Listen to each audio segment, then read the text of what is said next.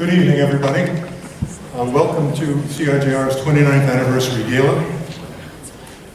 I'd like to just extend many thanks to everyone who's here tonight, to our national and international board members, the fellows of our academic council, our activist students, our interns and volunteers, and our small but dedicated staff. And also to thank all of those who couldn't be here with us tonight, but are here in spirit. It's your ongoing support, fiscal support, moral support, that has enabled CIJR to become what in fact it is, Canada's leading independent pro-Israel academic think tank. And I'd like to underline an anniversary which we've just passed through. The Institute has published in the last month its 4,000th consecutive number of the Daily Israelnet Briefing, our internationally respected journal. 4,000.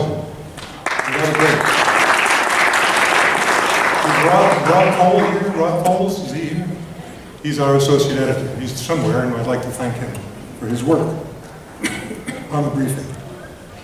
So all I want to do is say a few words to situate the topic of tonight's subject. Some years ago, I surveyed the representation of Judaism and Israel in a series of Western civilization textbooks. The results were both interesting and depressing. These are books used in survey courses, European history, Western history survey courses, all over North America. Here is a brief rundown on the findings. Generally, biblical Israel and early Judaism are only briefly handled, usually in a chapter on the ancient Near East, where, for the most part, what they say is ancient Israel created monotheism. Monotheism is a religion in which the angry God Yahweh is the object of respect and veneration. The angry and jealous God, Yahweh. The books, having said this, then quickly jumped to extended treatments of what were called the key inventions of ancient Greece, democracy and philosophy, and early Christianity, which was presented as universalizing the initial limited Judaic message. Early Christianity deepens Judaism, according to these textbooks. The textbooks stress material from the Gospels, like as examples of Christian universalism. For example, love thy neighbor is given as an example of a Christian text, without recognizing that this is a direct quotation from Leviticus, from Vayikra, 19:18.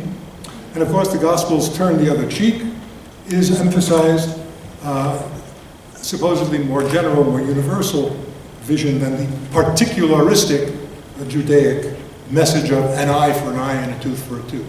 So these textbooks really present a kind of oversimplified pastiche of the central role of Torah and Judaism in the development of Western society and culture.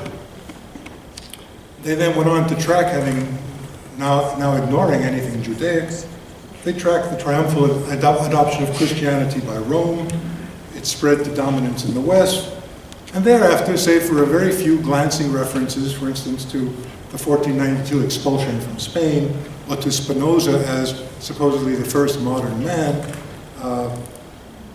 Judaism, Jewish history, is not encountered again in these textbooks until the rise of the Nazis and the coming of the Holocaust. One finds nothing in these textbooks, widely adopted, widely read, North American education, on Christian anti-Semitism, on early modern Judaism's encounters with the Enlightenment, nothing on Herzl and Zionism, on 19th century contributions to philosophy, literature, modern science. There's little or nothing on the rise of modern Israel, on Israel's 1948 War of Liberation, on the Six-Day War, or the UN Zionism as racism resolution. And of course, nothing on Israel's miraculous 21st century emergence as the world's leading startup nation.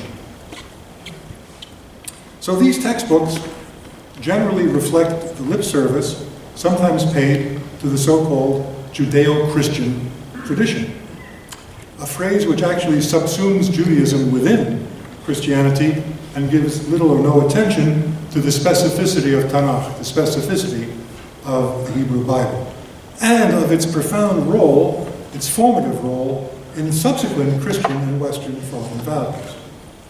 There is a strange kind of amnesia in these books, which mirrors, in fact, a wider cultural ignorance about Judaism and modern Israel. And that brings us to tonight's subject: Israel's contributions, biblical and modern, to Western civilization. This ignorance that I'm talking about is negatively radicalized today on our campuses. It provides the permissive context for the widespread anti-Semitic boycott, divest, and sanction propaganda program on the campuses. This propaganda program, of course, through misinformation, seeks to delegitimate the Jewish state. And the delegitimation of the Jewish state is, of course, the first step towards its destruction. So what we're facing on campuses, and to some extent in the broader culture, is a very real and dangerous circumstance and threat. So CIJR is proud to embody the biblical prophetic commandment, which has been appropriated by the best exemplars of the Western liberal tradition of speaking truth to power. Speaking truth to power means knowing what the truth is. It means respecting truth-telling, and it means conveying this truth to the public, to Christians and Jews, to our students on and off campus, to government, and to the media. That is what CIJR does. We take seriously our status as a Jewish research center, as a pro-Israel research center. And we are proud of the values that this represents, and which are part and parcel of what is best about Western civilization and liberal democracy. Our subject tonight, then, Israel's contributions, biblical and modern, to Western civilization, is of direct and pressing relevance. We must know what the facts are, we must be able to communicate them, and a Jewishly conscious, serious academic structure which seeks to speak directly and informedly to the public, I think is of crucial importance. At any rate, that has informed our activity and our work with students, with others, for the last 29 years. Therefore, I know that you will enjoy tonight's presentations, and I think you will think long about what they represent. We'll have them in a moment.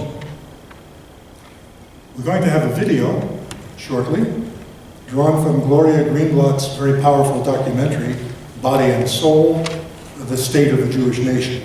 But before we run the video, my colleague, Dr. Joyce Rappaport, one of our community's outstanding Judaic scholars and editors, is going to make a brief but very important presentation to CIJR's esteemed and beloved research chairman, my friend, my teacher, and our resident tzaddik, Baruch Koch.